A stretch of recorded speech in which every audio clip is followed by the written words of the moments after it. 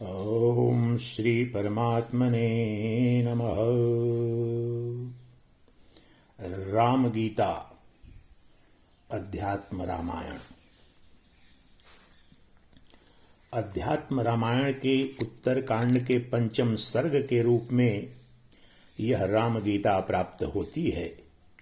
सीता वनवास प्रसंग के अनंतर एक बार जब लक्ष्मण जी ने भगवान श्री रामचंद्र जी से अज्ञान रूपी सागर को पार कराने वाले ज्ञानोपदेश देने की प्रार्थना की, तब श्री रघुनाथ जी ने उनको जो उपदेश दिया वही राम गीता कही जाती है। इसमें युक्ति युक्त विवेचन द्वारा आत्मज्ञान को ही विशुद्ध ज्ञान बताकर समस्त इंद्रियों को विषयों से निवृत्त करके आत्मानुसंधान हेतु प्रेरित किया गया है। विवेच्य सामग्री गूढ़ वेदांतिक होते हुए भी सहज तथा सारगर्भित है। इस वीडियो में इसी राम गीता को हिंदी में प्रस्तुत किया जा रहा है। श्री महादेव उवाच।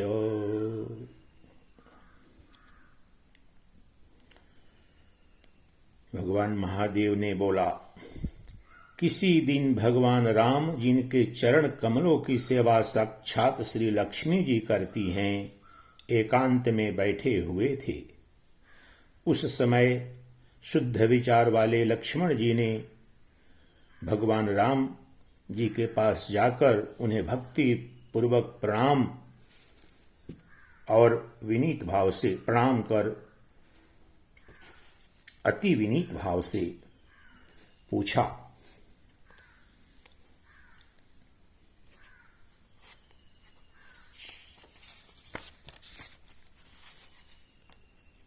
हे महामते, आप शुद्ध ज्ञान स्वरूप समस्त देहधारियों के आत्मा, सबके स्वामी और स्वरूप से निराकार हैं।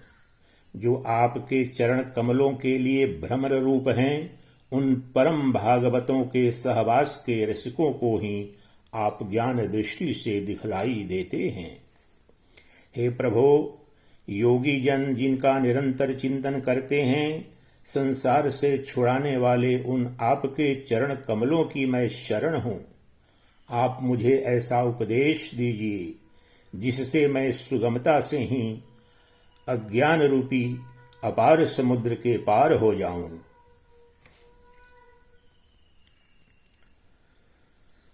श्री लक्ष्मण जी के ये सब वचन सुनकर शरणागत वत्सल भूपाल शिरोमणि भगवान राम सुनने के लिए उत्सुक हुए लक्ष्मण को उनके अज्ञानांधकार का नाश करने के लिए प्रसन्न चित्त से ज्ञानोपदेश करने लगे। भगवान श्री राम बोले, सबसे पहले अपने अपने वर्ण और आश्रम के लिए शास्त्रों में बतलाई हुई क्रियाओं का यथावत पालन कर चित्त शुद्ध हो जाने पर उन कर्मों को छोड़ दे और शम दमादि साधनों से संपन्न हो आत्मज्ञान की प्राप्ति के लिए सद्गुरु की शरण में जाए। कर्म देहांतर की प्राप्ति के लिए ही स्वीकार किए गए हैं, क्योंकि उनमें प्रेम रखने वाले पुरुषों से इष्ट अनिष्ट दोनों ही प्रकार की क्रियाएं होती हैं। उनसे धर्म और अधर्म दोनों की ही प्राप्ति होती है और उनके कारण शरीर प्राप्त होता है, जिससे फिर कर्म होते हैं। इसी प्रकार यह संसार चक्र के समान चलता रहता है। संसार का मूल कारण अज्ञान ही है और इन शास्त्रीय विधि वाक्यों में से उन अज्ञान का नाश ही संसार से मुक्त होने का उपाय बतलाया गया है। अज्ञान का नाश करने में ज्ञान ही समर्थ है, सकाम कर्म नहीं, क्योंकि उस अज्ञान से उत्पन्न होने वाला कर्म उसका विरोधी नहीं हो सकता।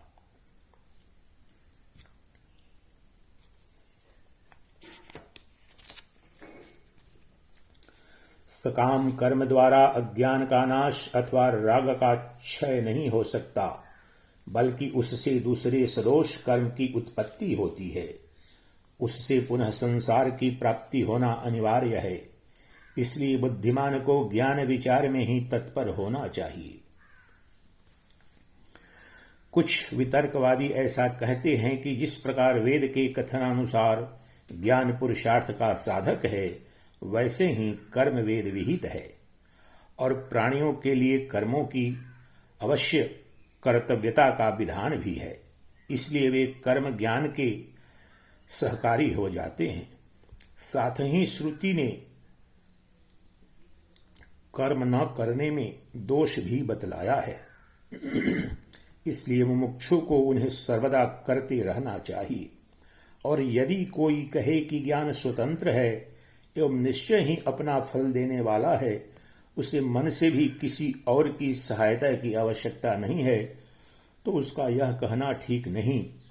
क्योंकि जिस प्रकार वेदोक्त यज्ञ सत्य कर्म होने पर भी अन्य कारकादि की अपेक्षा करता ही है, उसी प्रकार विधि से प्रकाशित कर्मों के द्वारा ही ज्ञान मुक्ति का साधक हो सकता है। अतः कर्मों का त्याग उचित नहीं है। ऐसा जो कोई कुतर्की कहते हैं, उनके कथन में प्रत्यक्ष विरोध होने के कारण वह ठीक नहीं है। क्योंकि कर्म देहाभिमान से होता है और ज्ञान अहंकार के नाश होने पर सिद्ध होता है। वेदांत वाक्यों का विचार करते करते विशुद्ध विज्ञान के प्रकाश से उद्भासित जो परम आत्मवृत्ति होती है, उसी को विद्या अर्थात आत्मज्ञान कहते हैं। इसके अतिरिक्त कर्म संपूर्ण कारकादि सहायता से होता है, किंतु विद्या समस्त कारकादि नाश कर देती है। इसलिए समस्त इंद्रियों के विषयों से निवृत्ति होकर निरंतर आत्मानुसंधान में लगा हुआ बुद्धिमान पुरुष संपूर्ण कर्मों का सर्वथा त्याग कर दे। क्योंकि विद्या का विरोधी होने के कारण कर्म का उसके साथ समुच्चय नहीं हो सकता। जब तक माया से मोहित रहने के कारण मनुष्य का शरीरादि में आत्मभाव है, तभी तक उसे वैदिक कर्मानुष्ठान कर्तव्य है। नेति नेति आदि वाक्यों से संपूर्ण आत्म वस्तुओं का अनात्म वस्तुओं का निषेध करके अपने परमात्म स्वरूप को जान लेने पर फिर उसे समस्त कर्मों को छोड़ देना चाहिए। जिस समय परमात्मा और जीवात्मा के भेद को दूर करने वाला प्रकाशमय विज्ञान अंतःकरण में अस्पष्टतया भासित होने लगता है, उसी समय आत्मा के लिए संसार प्राप्ति की कारण माया अनायास ही कारकादि के सहित लीन हो जाती है। श्रुति प्रमाण से उसके नष्ट कर दिए जाने पर फिर वह अपना कार्य करने में समर्थ भी किस प्रकार हो सकेगी। क्योंकि परमार्थ तत्व एकमात्र ज्ञान स्वरूप निर्मल और अद्वितीय है। अतः बोध हो जाने पर फिर अविद्या उत्पन्न नहीं होती। जब एक बार नष्ट हो जाने पर अविद्या का फिर जन्म ही नहीं होता, तो बोधवान को मैं इस कर्म का करता हूं ऐसी बुद्धि कैसे हो सकती है। इसलिए ज्ञान स्वतंत्र है। उसे जीव के मोक्ष के लिए किसी और कर्मादि की अपेक्षा नहीं है। वह स्वयं अकेला ही उसके लिए समर्थ है। इसके सिवा तैतरीय शाखा की प्रसिद्ध श्रुति भी आग्रह पूर्वक स्पष्ट कहती है कि समस्त कर्मों का त्याग करना ही अच्छा है, तथा एतावत इत्यादि वाजसनेयी शाखा की श्रुति भी कहती है कि मोक्ष का साधन ज्ञान ही है, कर्म नहीं। न कर्मणा न प्रजया धनेन त्यागे नैकेयमृतत्वा मानसो। तैतरीय उपनिषद। एतावदरे खल मृतत्वम बृहदारण्यक उपनिषद की श्रुति है।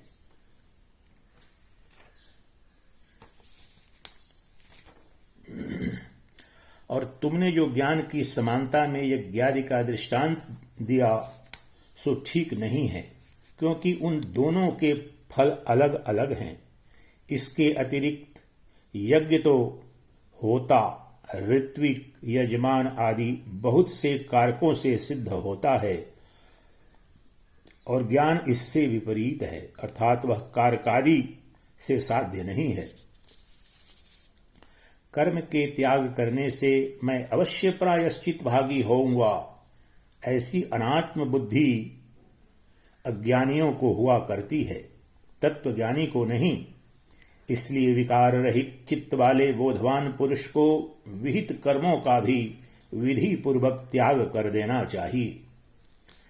फिर शुद्ध चित्त होकर श्रद्धा पूर्वक गुरु की कृपा से तत्वमसि इस महावाक्य के द्वारा परमात्मा और जीवात्मा की एकता जानकर सुमेरु के समान निश्चल एवं सुखी हो जाए।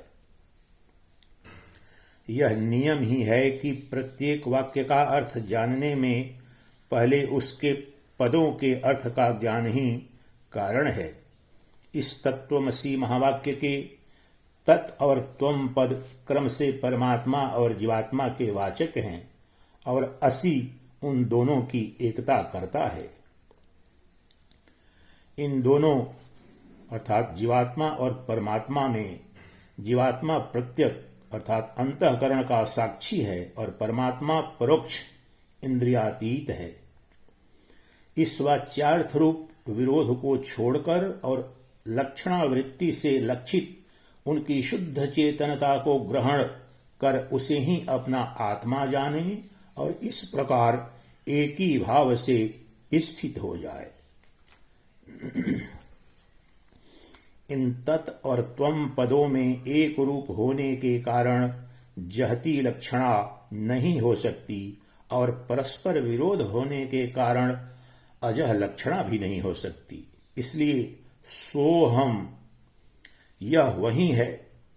इन दोनों पदों के अर्थ की भांति इन तत् और त्वम पदों में भी भागत्याग लक्षणा ही निर्दोषता से हो सकती है।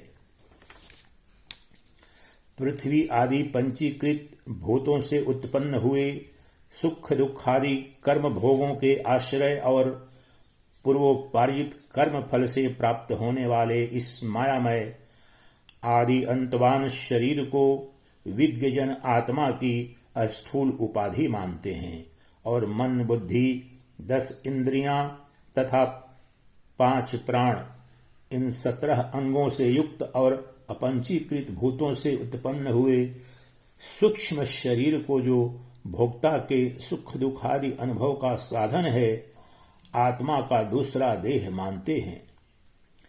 इनके अतिरिक्त अनादि और अनिर्वाच्य मायामय कारण शरीर ही जीव का तीसरा देह है। इस प्रकार उपाधि भेद से सर्वथा पृथक स्थित अपने आत्म स्वरूप को क्रमशः उपाधियों का बाध करते हुए अपने हृदय में निश्चय करे। स्फटिक मणि के समान यह आत्मा भी अन्नमयादि भिन्न भिन्न कोशों में उनके संग से उन्हीं के आकार का भासने लगता है, किंतु इसका भली प्रकार विचार करने से यह अद्वितीय होने के कारण असंग रूप और अजन्मा निश्चित होता है। त्रिगुणात्मिका बुद्धि की ही स्वप्न, जागृत और सुषुप्ति भेद से 3 प्रकार की वृत्तियां दिखाई देती हैं, किंतु इन तीनों वृत्तियों में से प्रत्येक का एक दूसरी में व्यभिचार होने के कारण ये तीनों ही एकमात्र कल्याण स्वरूप नित्य पर ब्रह्म में मिथ्या हैं, अर्थात उसमें इन वृत्तियों का सर्वथा अभाव है। बुद्धि की वृत्ति ही देह, इंद्रिय, प्राण, मन और चेतन आत्मा के संघात रूप से निरंतर परिवर्तित होती रहती है। यह वृत्ति तमोगुण से उत्पन्न होने वाली होने के कारण अज्ञान रूपा है, और जब तक यह रहती है तब तक ही संसार में जन्म होता रहता है। नेति नेति आदि श्रुति प्रमाण से निखिल संसार का बाध करके और हृदय में चित घना अमृत का आस्वादन करके संपूर्ण जगत को उसके सार रूप सत ब्रह्म को ग्रहण करके त्याग दे। जैसे नारियल के जल को पीकर मनुष्य उसे फेंक देते हैं। आत्मा न कभी मरता है न जन्मता है, वह न कभी क्षीण होता है और न बढ़ता ही है। वह पुरातन संपूर्ण विशेषणों से रहित सुख स्वरूप स्वयं प्रकाश सर्वगत और अद्वितीय है। जो इस प्रकार ज्ञानमय और सुख स्वरूप है, उसमें यह दुखमय संसार की प्रतीति कैसे हो सकती है? यह तो अध्यास के कारण अज्ञान से ही दिखाई दे रहा है। ज्ञान से तो यह एक क्षण में ही लीन हो जाता है, क्योंकि ज्ञान और अज्ञान का परस्पर विरोध है। भ्रम से जो अन्य में अन्य की प्रतीति होती है, उसी को विद्वानों ने अध्यास कहा है। जिस प्रकार असर्प रूप रज्जु आदि में सर्प की प्रतीति होती है, उसी प्रकार ईश्वर में संसार की प्रतीति हो रही है। जो विकल्प और माया से रहित है, उस सब के कारण निरामय अद्वितीय और चित्त स्वरूप परमात्मा ब्रह्म में पहले इस अहंकार रूप अध्यास की ही कल्पना होती है।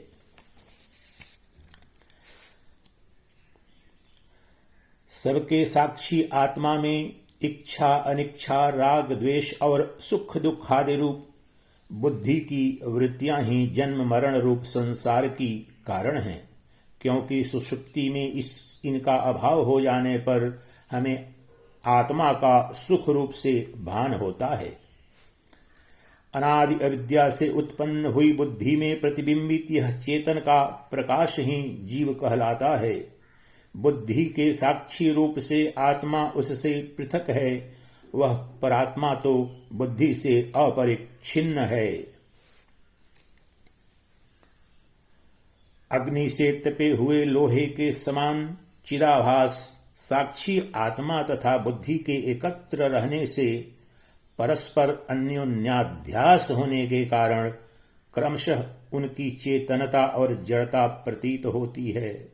अर्थात जिस प्रकार अग्नि से तपे हुए लोह पिंड में अग्नि और लोह का तादात्म्य हो जाने से लोहे का आकार अग्नि में और अग्नि की उष्णता लोहे में दिखाई देने लगती है, उसी प्रकार बुद्धि और आत्मा का तादात्म्य हो जाने से आत्मा की चेतनता बुद्धि आदि में और बुद्धि आदि की जड़ता आत्मा में प्रतीत होने लगती है। इसलिए अध्यासवश बुद्धि से लेकर शरीर पर्यंत अनात्म वस्तुओं को ही आत्मा मानने लगते हैं। गुरु के समीप रहने से और वेद वाक्यों से आत्मज्ञान का अनुभव होने पर अपने हृदयस्थ उपाधि रहित आत्मा का साक्षात्कार करके आत्मा रूप से प्रतीत होने वाले देहादि संपूर्ण जड़ पदार्थों का त्याग कर देना चाहिए। मैं प्रकाश स्वरूप अजन्मा अद्वितीय निरंतर भासमान अत्यंत निर्मल विशुद्ध विज्ञान घन निरामय क्रिया रहित और एकमात्र आनंद स्वरूप हूं। मैं सदा ही मुक्त अचिंत्य शक्ति अतीन्द्रिय ज्ञान स्वरूप अविकृत रूप और अनंत पार हूं।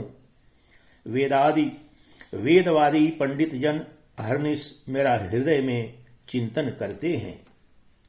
इस प्रकार सदा आत्मा का अखंड वृत्ति से चिंतन करने वाले पुरुष को अंतःकरण में उत्पन्न हुई विशुद्ध भावना तुरंत ही कारकादि के सहित अविद्या का नाश कर देती है। जिस प्रकार नियमानुसार सेवन की हुई औषधि रोग को नष्ट कर डालती है। आत्मचिंतन करने वाले पुरुष को चाहिए कि एकांत देश में इंद्रियों को उनके विषयों से हटाकर और अंतःकरण को अपने अधीन करके बैठे तथा आत्मा में स्थित होकर और किसी साधन का आश्रय न लेकर शुद्ध चित्त हुआ केवल ज्ञान दृष्टि द्वारा एक आत्मा की ही भावना करे। यह विश्व परमात्म स्वरूप है, ऐसा समझकर इसे सबके कारण रूप आत्मा में लीन करे। इस प्रकार जो पूर्ण चिदानंद स्वरूप से स्थित हो जाता है, उसे बाह्य अथवा आंतरिक किसी भी वस्तु का ज्ञान नहीं रहता। समाधि प्राप्त होने के पूर्व ऐसा चिंतन करे कि संपूर्ण चराचर जगत केवल ओंकार मात्र है। यह संसार वाच्य है और ओंकार इसका वाचक है।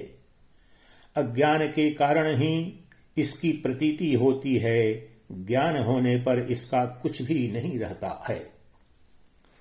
ओंकार में अ, उ और म ये 3 वर्ण हैं। इनमें से अकार विश्व अर्थात जागृति के अभिमानी का वाचक है। उकार तेजस अर्थात स्वप्न का अभिमानी कहलाता है और मकार प्राज्ञ अर्थात सुषुप्ति के अभिमानी को कहते हैं। यह व्यवस्था समाधि लाभ से पहले की है। तत्व दृष्टि से ऐसा कोई भेद नहीं है। नाना प्रकार से स्थित अकार रूप विश्व पुरुष को उकार में लीन करे और ओंकार के द्वितीय वर्ण तेजस रूप उकार को उसके अंतिम वर्ण मकार में लीन करे। फिर कारणात्मा प्राज्ञ रूप मकार को भी चिद्घन रूप परमात्मा में लीन करे और ऐसी भावना करे कि वह नित्य मुक्त विज्ञान स्वरूप उपाधिहीन निर्मल परब्रह्म मैं ही हूं। इस प्रकार निरंतर परमात्मा भावना करते करते जो आत्मानंद में मग्न हो गया है तथा जिसे संपूर्ण दृश्य प्रपंच विस्मृत हो गए हैं, वह नित्य आत्मानंद का अनुभव करने वाला जीवन मुक्त योगी निस्तरंग समुद्र के समान साक्षात मुक्त स्वरूप हो जाता है। इस प्रकार जो निरंतर समाधि योग का अध्यास करता है, जिसके संपूर्ण इंद्रिय गोचर विषय निवृत्त हो गए हैं तथा जिसने काम क्रोधादि संपूर्ण शत्रुओं को परास्त कर दिया है, उस 6 इंद्रियों मन और 5 ज्ञानेंद्रियों को जीतने वाले महात्मा को मेरा निरंतर साक्षात्कार होता है। इस प्रकार अहर्निश आत्मा का ही चिंतन करता हुआ मुनि सर्वदा समस्त बंधनों से मुक्त होकर रहे तथा कर्ता भोक्तापन के अभिमान को छोड़कर प्रारब्ध फल भोगता रहे। इससे वह अंत में साक्षात मुझ ही में लीन हो जाता है।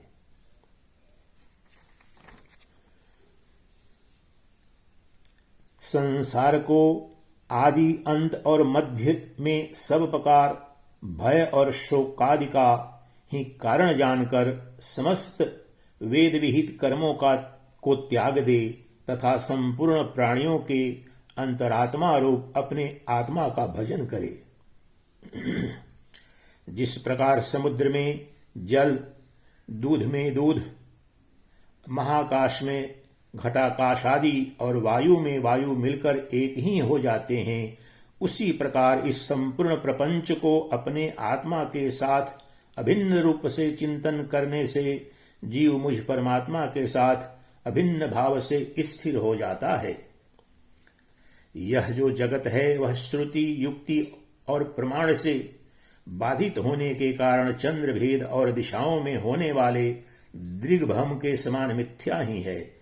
ऐसी भावना करता हुआ लोक व्यवहार में स्थित मुनि इसे देखे। जब तक सारा संसार मेरा ही रूप दिखाई न दे, तब तक निरंतर मेरी आराधना करता रहे। जो श्रद्धालु और उत्कट भक्त होता है, उसे अपने हृदय में सर्वदा मेरा ही साक्षात्कार होता है। हे प्रिय, संपूर्ण श्रुतियों के सार रूप इस गुप्त रहस्य को मैंने निश्चय करके तुमसे कहा है। जो बुद्धिमान इसका मनन करेगा वह तत्काल समस्त पापों से मुक्त हो जाएगा। भाई, यह जो कुछ जगत दिखाई देता है वह सब माया है। इसे अपने चित्त से निकालकर मेरी भावना से शुद्ध चित्त और सुखी होकर आनंद पूर्ण और क्लेश शून्य हो जाओ। जो पुरुष अपने चित्त से मुझ गुणातीत निर्गुण का अथवा कभी कभी मेरे सगुण स्वरूप का भी सेवन करता है, वह मेरा ही रूप है। वह अपनी चरण रज के स्पर्श से सूर्य के समान संपूर्ण त्रिलोकी को पवित्र कर देता है। यह अद्वितीय ज्ञान समस्त श्रुतियों का एकमात्र सार है। इसे वेदांत विद्य भगवत्पाद मैंने ही कहा है। जो गुरु भक्ति संपन्न पुरुष इसका श्रद्धापूर्वक पाठ करेगा, उसकी यदि मेरे वचनों में प्रीति होगी तो वह मेरा ही रूप हो जाएगा। इति श्रीमद्ध्यात्म रामायणे उमा महेश्वर संवादे उत्तरकांडे श्री राम गीता संपूर्ण। इस प्रकार से अध्यात्म रामायण के उमा महेश्वर संवाद में के उत्तरकांड में स्थित श्री राम गीता संपूर्ण हुई। एक दूसरी भी राम गीता है जो अद्भुत रामायण के अंतर्गत प्राप्त होती है। वह भी आपके समक्ष प्रस्तुत की जा रही है इस वीडियो में।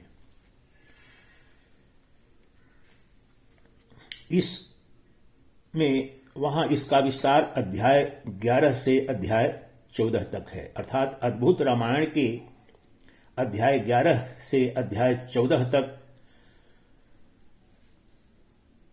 यह दूसरी राम गीता पाई जाती है। सीता हरण के पश्चात ऋष्यमुख पर्वत पर विराजमान भगवान श्री राम हनुमान जी के द्वारा जिज्ञासा करने पर अपने तात्विक स्वरूप का जो उन्हें उपदेश देते हैं वही राम गीता के नाम से विख्यात है।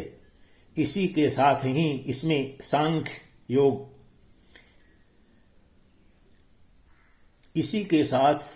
इसमें सांख्य योग एवं वेदांत तत्व का प्रतिपादन करने के बाद भक्ति योग का विवेचन किया गया है। अंतिम अध्याय में भगवान ने अपनी विभूतियों का प्रभावी वर्णन किया है। इसी राम गीता को इस दूसरी राम गीता के रूप में इस वीडियो में ही प्रस्तुत किया जा रहा है। पुरुषोत्तम श्री राम ने अपने भक्त हनुमान से कहा, हे वत्स हनुमान, तुम मेरे भक्त हो, अतः जो तुमने पूछा है उसे मैं बता रहा हूं। मेरी बात ध्यान पूर्वक सुनो। यह सनातन विज्ञान अपने में गोपनीय और यत्र तत्र कहने योग्य नहीं है। इस विज्ञान को देवता और प्रयत्नशील द्विज साधक भी नहीं जानते। इसी ज्ञान का आश्रय लेकर श्रेष्ठ ब्राह्मण स्वरूप हो गए। इसी ज्ञान का आश्रय लेकर श्रेष्ठ ब्राह्मण ब्रह्म स्वरूप हो गए। वे पुरातन ब्रह्म ज्ञानी संसार को सत्य नहीं मानते। यह ज्ञान गुह्य से भी परम गुह्य है और प्रयत्न पूर्वक गोपनीय है। इस विज्ञान वेता के वंश में जन्म लेने वाले भी भक्तिमान ब्रह्मवादी होते हैं। आत्मा केवल स्वच्छ, शांत, सूक्ष्म और सनातन है। वह आत्मा सबके अंदर स्पष्ट, प्रकाशमान और चिन्मय रूप से स्थित है।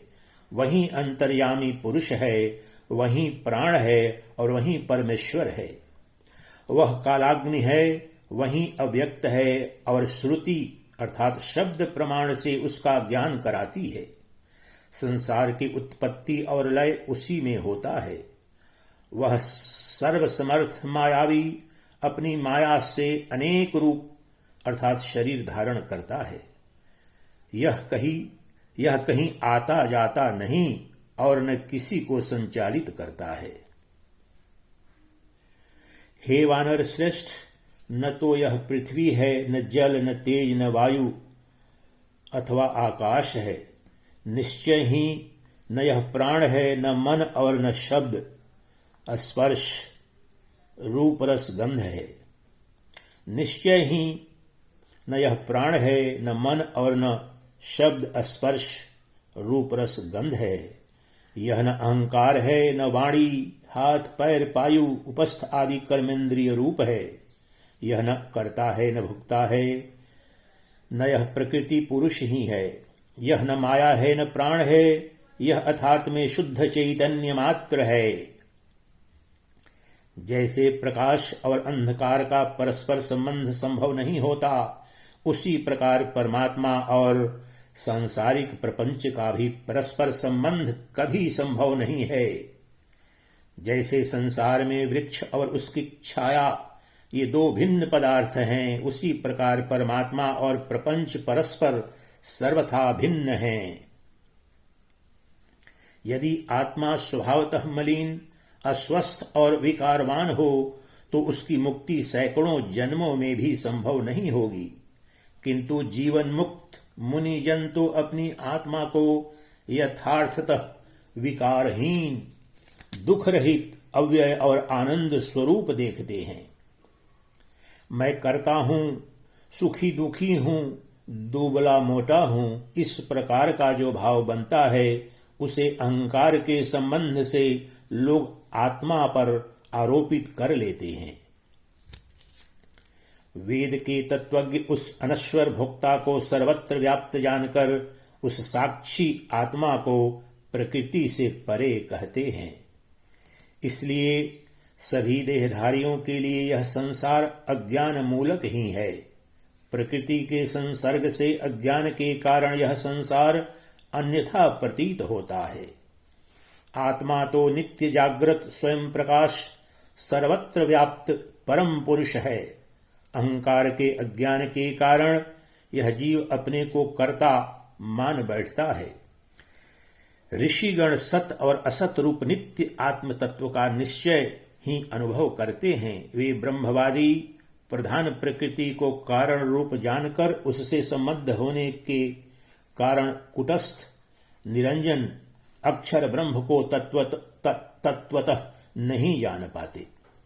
अनात्म तत्व में आत्मा की भ्रांति बुद्धि होने से ही दुख और सुख होते हैं। राग द्वेष आदि दोष भी उसी भ्रांति से जुड़े रहते हैं।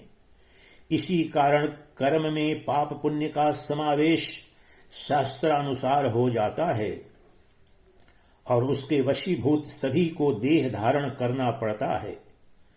आत्मा तो नित्य सर्वव्यापी कुटस्थ दोष रहित और एक अद्वितीय है, किंतु माया की शक्ति से उसमें भेद प्रतीत होता है, स्वभावतः नहीं। इसलिए ज्ञानी जन यथार्थ में अद्वैत की ही सत्ता कहते हैं, किंतु माया आत्मा के साथ लगी रहने के कारण वह अव्यक्त आत्मा भी स्वभावतः भेद वाली प्रतीत होती है। जैसे धुएं के संपर्क से आकाश मलिन नहीं हो जाता, स्वभावतः स्वच्छ बना रहता है, उसी प्रकार अंतःकरण में उठने वाले राग द्वेषादि भावों में आत्मा लिप्त नहीं होता। जैसे स्फटिक मणि अपनी स्वच्छ प्रभा से प्रकाशित रहती है, उसी प्रकार उपाधि रहित निर्मल आत्मा भी स्वयं प्रकाशित रहता है। बुद्धिमान लोग इस संसार को ज्ञान स्वरूप आभास मात्र कहते हैं, किंतु मंद बुद्धि मूर्ख इसे यथार्थ अर्थात सच्चा समझते हैं। भ्रांत चित्त लोगों को कुटस्थ निर्गुण सर्वव्यापी स्वभावतः चैतन्य रूप आत्म तत्व भी पदार्थ जैसा प्रतीत होता है। जैसे लोग शुद्ध स्फटिक मणि को भी लाल पदार्थ के संसर्ग से लाल ही देखते हैं, उसी प्रकार परमात्म तत्व के प्रति भी भ्रांति बनी रहती है। इसलिए मुमुक्षु लोगों को अक्षर शुद्ध सनातन सर्वव्यापी अव्यय आत्म तत्व का ही चिंतन मनन श्रवण तथा अनुसंधान करना चाहिए। जब योग साधक के मन में सदा सर्वव्यापी चैतन्य का प्रकाश निरंतर बना रहता है, तब उसे आत्म तत्व की उपलब्धि होती है। जब वह योगी सभी प्राणी पदार्थों को स्वयं अपने भीतर और स्वयं को सभी में देखने लगता है, तब वह ब्रह्म स्वरूप हो जाता है। यदा सर्वाणि भूतानि स्वात्मन्येवाभिपश्यति सर्वभूतेषु चात्मानं ब्रह्म संपद्यते स्वयं। जब वह योगी सभी प्राणी पदार्थों को स्वयं अपने भीतर और स्वयं को सभी में देखने लगता है, तब वह ब्रह्म स्वरूप हो जाता है, अर्थात ब्रह्म ज्ञान को उपलब्ध हो जाता है। यदा सर्वाणि भूतानि स्वात्मन्येवाभिपश्यति एकीभूतः परेणासौ तदा भवति केवलः। जब वह अन्य प्राणी पदार्थों को अपने भीतर ही देखता, तब अन्य की सत्ता से रहित परमात्मा से एकीभूत हुआ वह योगी केवली भाव को प्राप्त हो जाता है। यदा सर्वे प्रमुच्यन्ते कामा यस्य हृदये स्थिताः तदा सावमृत्तिभूतः क्षेमं गच्छति पंडितः। जब उस योगी के हृदय से संपूर्ण कामनाओं का लोप हो जाता है, तब वह प्रज्ञा संपन्न अमृतत्व को प्राप्त होकर परम कल्याण का भागी हो जाता है, अर्थात मोक्ष को उपलब्ध हो जाता है, मुक्त हो जाता है, ब्रह्मनिष्ठ हो जाता है, आत्मनिष्ठ हो जाता है। जब विभिन्न भूत पदार्थों में योगी की एकत्व दृष्टि हो जाती है, तब उसी दृष्टि का विस्तार होकर उसे ब्रह्म भाव की प्राप्ति हो जाती है। यदा पश्यति चात्मानं केवलं परमार्थतः मायामात्रं जगत्कृष्णं तदा भवति निर्वृत्तः। जब वह योगी यथार्थ रूप में केवल आत्मा के अस्तित्व को देखने लगता है और संपूर्ण बाह्य जगत को माया मात्र जान लेता है, तब उसे परम शांति प्राप्त होती है। जब उसे जन्म, बुढ़ापा, दुख, रोग आदि की एकमात्र औषधि ब्रह्म ज्ञान की प्राप्ति हो जाती है, तब वह योगी साक्षात शिव स्वरूप हो जाता है। जैसे संसार के विभिन्न नदियां और नद सागर में जाकर एक रूप हो जाते हैं, उसी प्रकार आत्मा उस अक्षर निष्कल परमात्म तत्व में मिलकर एक ही हो जाता है।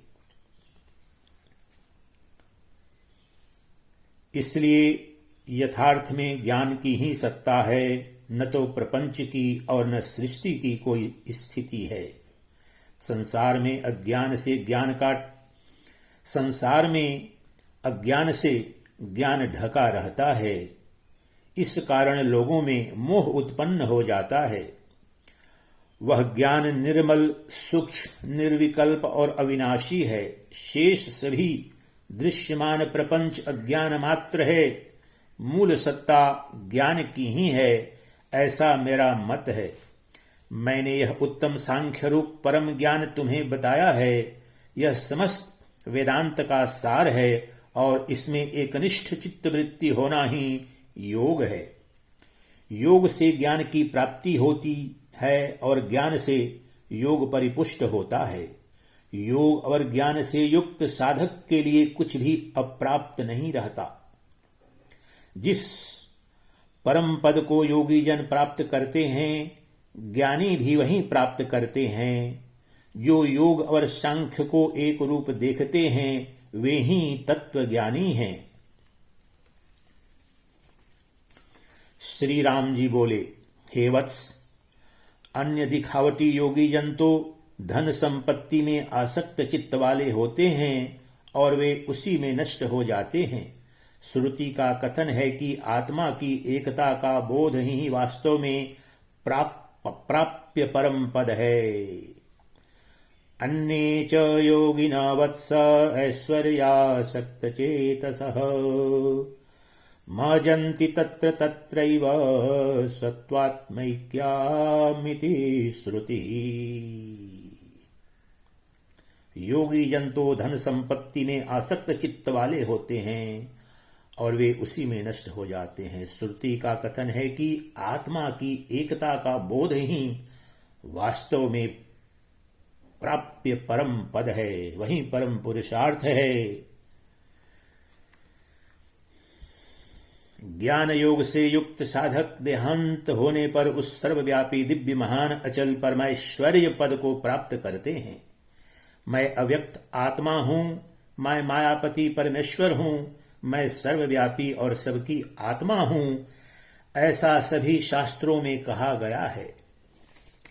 मैं ही संपूर्ण कामनाओं, रसों और गंधादि विषयों का परमाधार, अजर अमर अंतर्यामी, सनातन और सर्वत्र हाथ पैरों से स्थित आत्मस्वरूप हूं।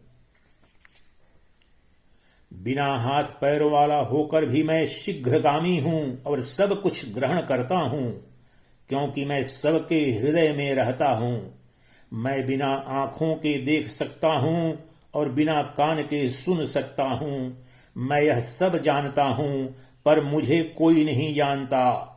तत्वदर्शी मुझे एकमात्र महान पुरुष सत्ता कहते हैं। मेरे निर्गुण निर्मल स्वरूप और उत्तम ऐश्वर्य को देवता भी नहीं जान पाते, क्योंकि वे मेरी माया से मोहित रहते हैं। मेरा जो सर्वव्यापी परम गुह्य अव्यय स्वरूप है, उसमें तत्वदर्शी योगी जन सायुज्य मुक्ति प्राप्त करके प्रविष्ट होते हैं। जिन्हें यह विश्वव्यापी माया नहीं छूती, वे योगी जन परम पवित्र निर्वाण पद को मेरे साथ प्राप्त करते हैं। उनका 100 करोड़ कल्पों में भी पुनर्जन्म नहीं होता। हे वत्स, मेरी प्रसन्नता से तुम्हें यह ज्ञान प्राप्त हुआ है। यही वेदों का भी अनुशासन है।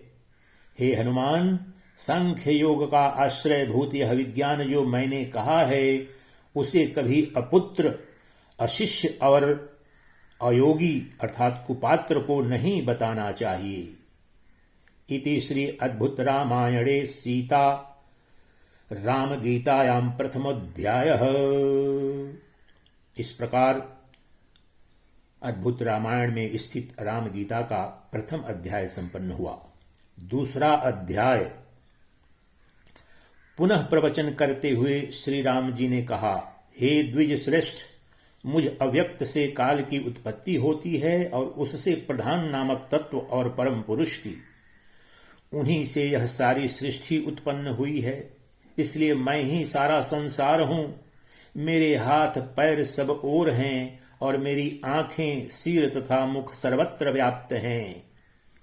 उस परमात्मा के कान सभी ओर हैं, वह सबको व्याप्त करके स्थित है। वहीं सभी इंद्रियों और गुणों का प्रकाशक है, किंतु सभी इंद्रियों से परे है। वह सभी का आधार, स्थिर आनंद रूप अव्यक्त और अद्वैत है। उसकी कोई उपमा नहीं है और वह किसी प्रमाण से ज्ञात नहीं हो सकता। वह निर्विकल्प, निराभास, सर्व प्रकाशक, परम अमृत, सर्वथा अभिन्न किंतु भिन्न आधारवान, शाश्वत, ध्रुव और अव्यय है। वह निर्गुण और परमाकाश स्वरूप है। विद्वान उसके ज्ञान के अधिकारी हैं। वह सभी भूत प्राणियों का आत्मा है और वहीं बाहर भीतर और उसके परे भी विद्यमान है। वह सर्वव्यापी, शांत, ज्ञानात्मा परमेश्वर मैं ही हूं। अव्यक्त रूप वाले मेरे द्वारा यह सारा संसार व्याप्त है। सभी प्राणी पदार्थ मुझ में ही स्थित हैं। जो यह जानता है वही वेदज्ञ है।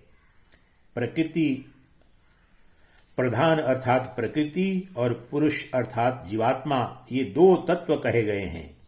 दोनों का परम संयोजक अनादिकाल बताया गया है। ये तीनों अनादि और अनंत तत्व अव्यक्त आत्मा में स्थित रहते हैं। तदात्मक होकर भी उससे भिन्न होने वाला स्वरूप मेरा ही जानो। महत तत्व से लेकर विशेष पर्यंत इस संपूर्ण जगत की सृष्टि उसी से होती है। सभी देहधारियों को मोहित करने वाली प्रकृति कही गई है। पुरुष उस प्रकृति में स्थित हुआ प्राकृत गुणों का उपभोग करता है। अहंकार से अलग होने के कारण वह 25वां तत्व कहलाता है। प्रकृति का प्रथम विकार महत तत्व कहा जाता है। विज्ञान से विज्ञान शक्ति और उससे अहंकार की उत्पत्ति होती है। महत आत्मा एक ही है और उसी को अहंकार कहा जाता है। वहीं जीव और वहीं अंतरात्मा नाम से तत्वज्ञों द्वारा कहा जाता है। उसी के द्वारा जन्म जन्मांतरों में सुख दुख आदि सभी प्रकार की अनुभूति होती है। वह विज्ञान स्वरूप है, उसका उपकारी सहचर मन है और उसके अविवेक से ही पुरुष को इस संसार की प्राप्ति होती है। वह अविवेक दीर्घ काल तक प्रकृति का संग करने के कारण हो जाता है। काल ही सभी प्राणी पदार्थों का सृजन करता है और वहीं सृष्टि का संहार भी करता है। सभी काल के वशीभूत रहते हैं, काल किसी के वश में नहीं होता। वहीं सनातन सबके भीतर प्रवेश करके सबका नियंत्रण करता है। वहीं भगवान प्राण सर्वज्ञ और परम पुरुष कहा जाता है। विज्ञ जनों द्वारा मन को सभी इंद्रियों से परे कहा गया है। मन से परे अहंकार और अहंकार से परे महत तत्व, महत से परे अव्यक्त और उससे परे पुरुष कहे जाते हैं। पुरुष से परे भगवान प्राण हैं, उन्हीं का विस्तार यह सारा जगत है। प्राण से परे आकाश है और आकाश से परे मैं अग्नि रूपी परमेश्वर हूं। वह परमेश्वर मैं सर्वव्यापी शांत और ज्ञान स्वरूप हूं। मुझसे परे कुछ नहीं है। मुझे जानकर जीव मुक्त हो जाता है। मुझ एक अव्यक्त आकाश रूप महेश्वर को छोड़कर इस संसार में कोई अस्थावर जंगम पदार्थ नित्य नहीं है। मायापति मैं लीला पूर्वक काल के सहयोग से इस संपूर्ण जगत की सदा सृष्टि और इसका संहार करता रहता हूं। मेरे सानिध्य से यह काल सारे जगत की सृष्टि करता है और वहीं अनंतात्मा उसका नियमन करता है। यही वेदों का अनुशासन है। इति श्री अद्भुत रामायणे रामगीतायां द्वितीयोऽध्यायः। इस प्रकार श्री अद्भुत रामायण में उपलब्ध रामगीता का द्वितीय अध्याय संपन्न हुआ। तीसरा अध्याय। हे पवनात्मज, जिससे यह रूप प्राप्त होता है और जिससे यह क्रियाशील होता है उसे बताता हूं, ध्यान से सुनो। उत्तम भक्ति के सिवा लोग मुझे तप दान या यज्ञादि से नहीं जान सकते। हे वानर श्रेष्ठ, मैं सर्वव्यापी ही सभी प्राणियों के अंतर में स्थिर रहता हूं। मुझ सर्वसाक्षी को लोग नहीं जान पाते। जिसके भीतर यह सब कुछ और जो इस सब के भीतर है वह सर्वत्र व्याप्त सर्वनियंता सबका पोषक मैं ही हूं। मुझे सभी ऋषि मुनि और देवता भी नहीं जानते तथा ब्राह्मण मनु इंद्रादि और अन्य तेजस्वी भी नहीं पहचानते। वेद निरंतर मुझ एक परमेश्वर की ही स्तुति करते हैं। ब्राह्मण वैदिक यज्ञों और विविध अग्नि विधानों से मेरा ही यजन करते हैं। सभी लोग ब्रह्मलोक में पितामह ब्रह्मा को नमन करते हैं। योगी जन भूताधिपति महेश्वर का ध्यान करते हैं, किंतु सभी देवताओं के रूप में सभी से पूजित सर्वात्मा मैं ही सभी यज्ञानुष्ठानों का भोक्ता और फल प्रदान करने वाला हूं। वेदज्ञ धार्मिक विद्वान मुझे जानते हैं। जो भक्त मेरी उपासना करते हैं उनके मैं सदा ही सन्निकट रहता हूं। जो ब्राह्मण क्षत्रिय और धार्मिक वैश्य मेरी उपासना करते हैं उन्हें मैं अपना आनंद स्वरूप परम पद प्रदान करता हूं।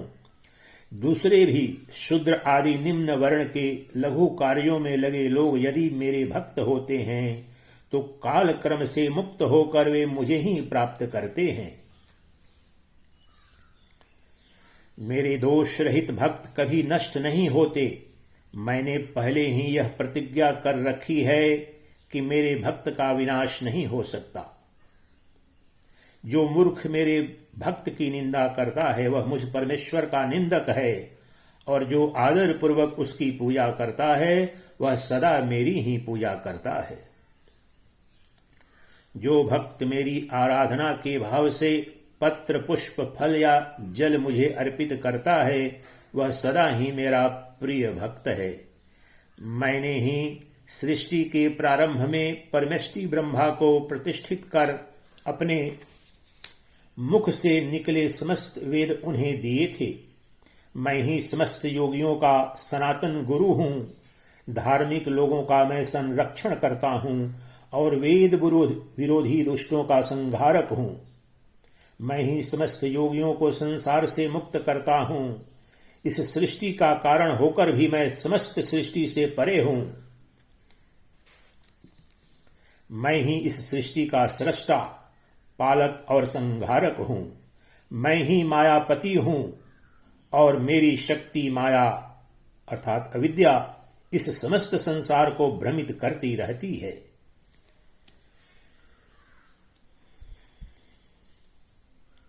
मेरी ही पराशक्ति विद्या कही जाती है। उससे मैं योगियों के चित्त में स्थित होकर माया अर्थात अविद्या का नाश करता हूं। मैं ही समस्त शक्तियों का प्रवर्तक और निवर्तक हूं। मैं ही सबका अधिष्ठान और अमृत का निधान हूं। एक सबके भीतर स्थित शक्ति ही अनंत नारायण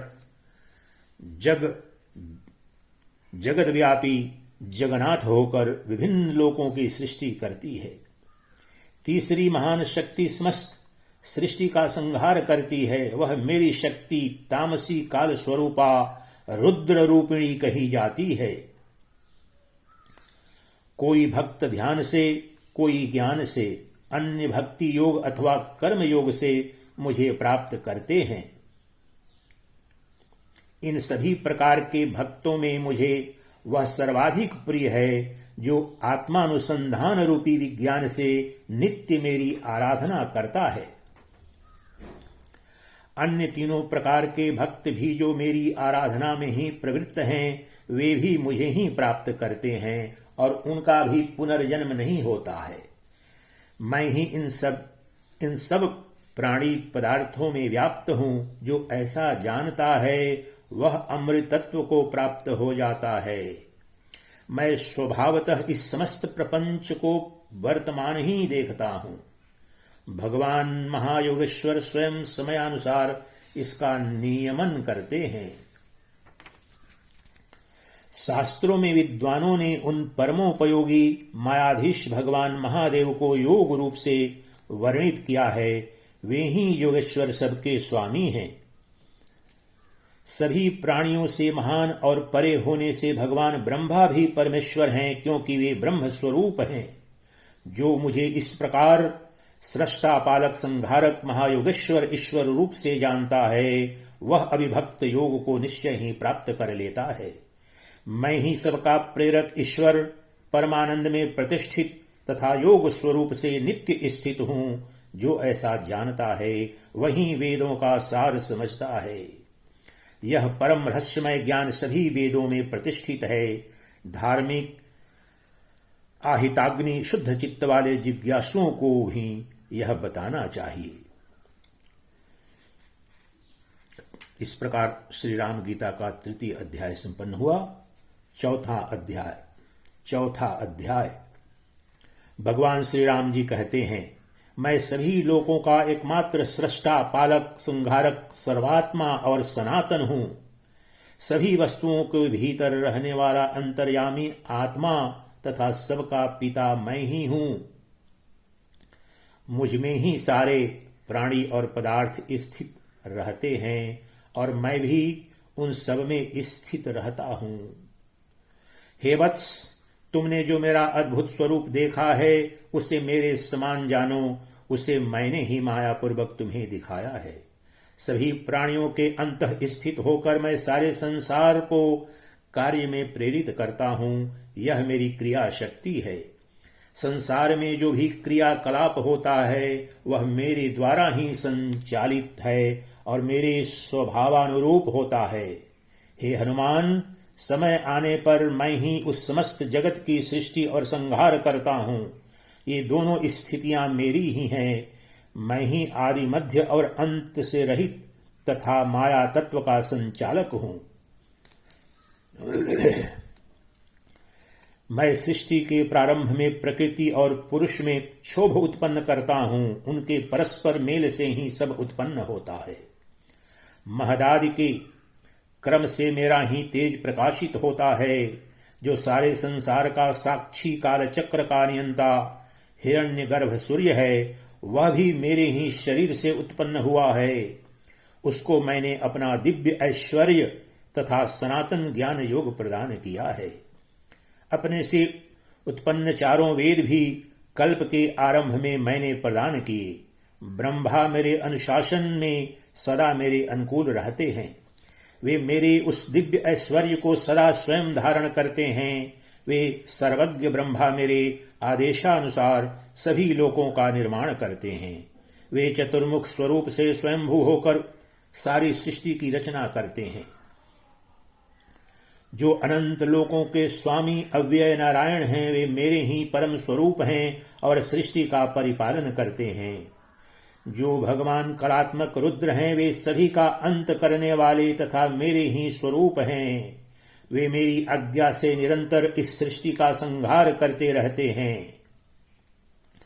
जो अग्नि देव देवताओं के लिए हव्य और पितृगणों के लिए कव्य ले जाते हैं तथा अन्नादि को पकाने का कार्य करते हैं, वे मेरी ही शक्ति से संचालित होते हैं।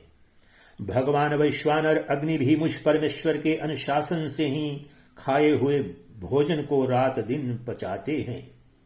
समस्त जलाशयों के आदि कारण देव श्रेष्ठ वरुण मुझ परमेश्वर की आज्ञा से ही सबको जीवन प्रदान करते हैं। जो निरंजन प्राणदेव प्राणियों के भीतर और बाहर संचरण करते रहते हैं, वे मेरी ही आज्ञा से जीवों का शरीर धारण करते हैं। जो देवताओं के लिए अमृत के भंडार और मनुष्यों के नवजीवन प्रदान करने वाले सोमराज चंद्र हैं, वे मेरी ही आज्ञा से प्रेरित होते हैं।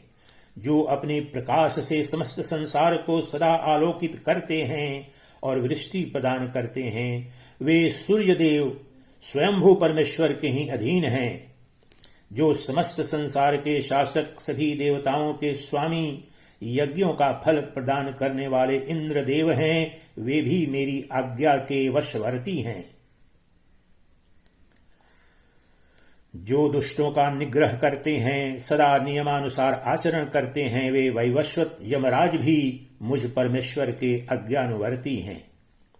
जो संपूर्ण संपत्तियों के स्वामी धनाध्यक्ष और धन प्रदान करने वाले कुबेर हैं, वे भी सदा मुझ ईश्वर के अनुशासन में व्यवहार करते हैं। जो सभी राक्षसों के स्वामी तपस्वियों को फल प्रदान करने वाले निरति देव हैं, वे मेरी ही आज्ञा के अनुसार सदा व्यवहार करते हैं। वेताल और भूत गणों के स्वामी सभी भक्तों को भोग इष्ट फल प्रदान करने वाले ईशान देव भी मेरी आज्ञा में ही रहते हैं। अंगिरा के शिष्य और रुद्र गणों के प्रमुख जो योगियों के संरक्षक हैं, वे वामदेव नित्य मेरी आज्ञा का अनुसरण करते हैं।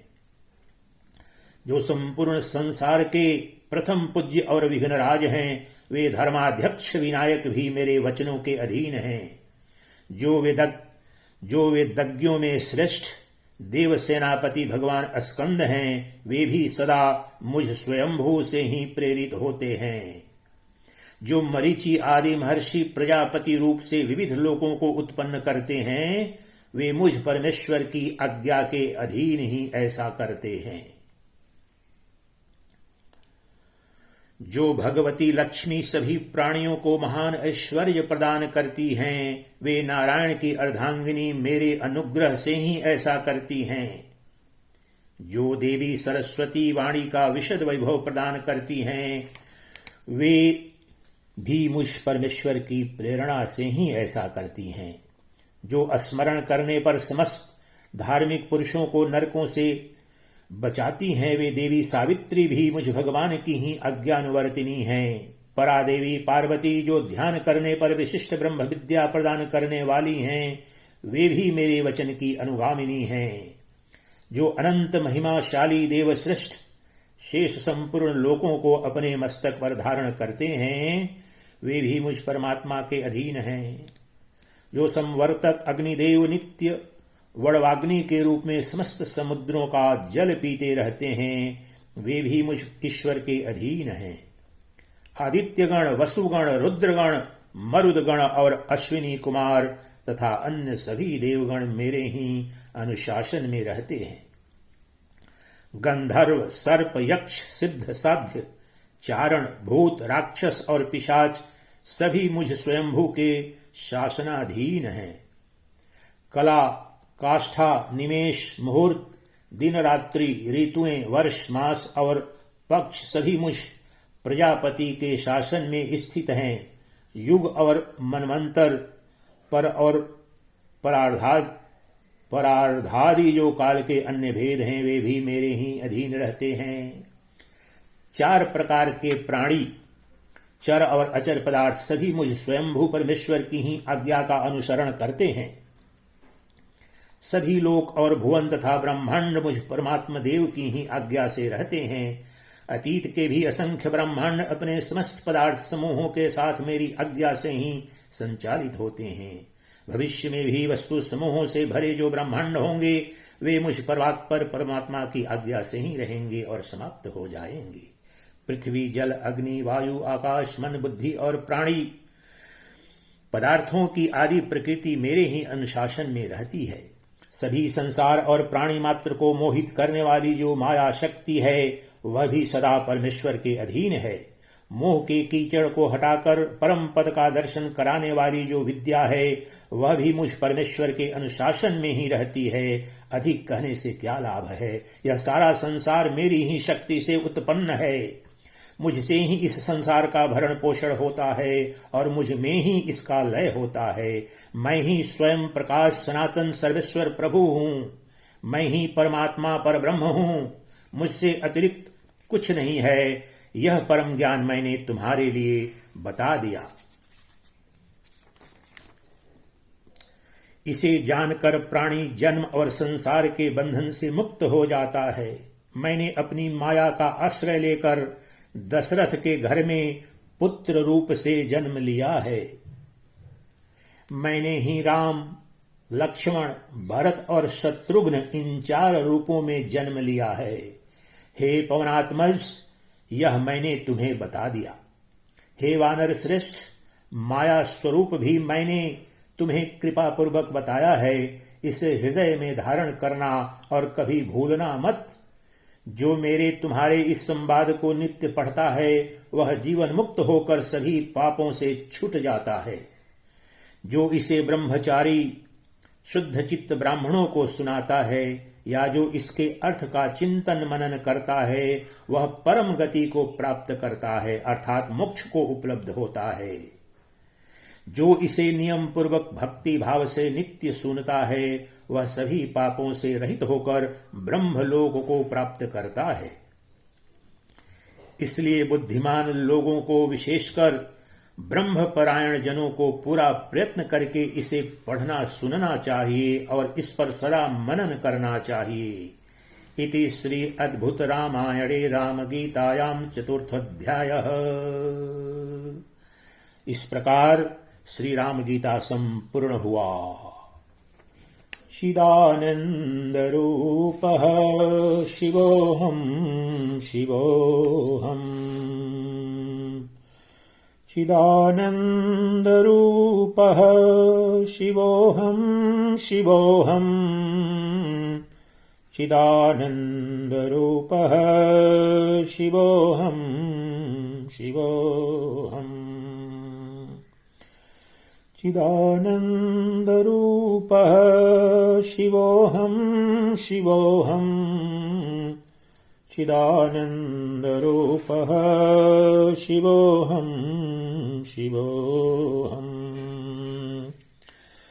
अकर्ताहम् अभोक्ताहम् अविकारोऽहमक्रियः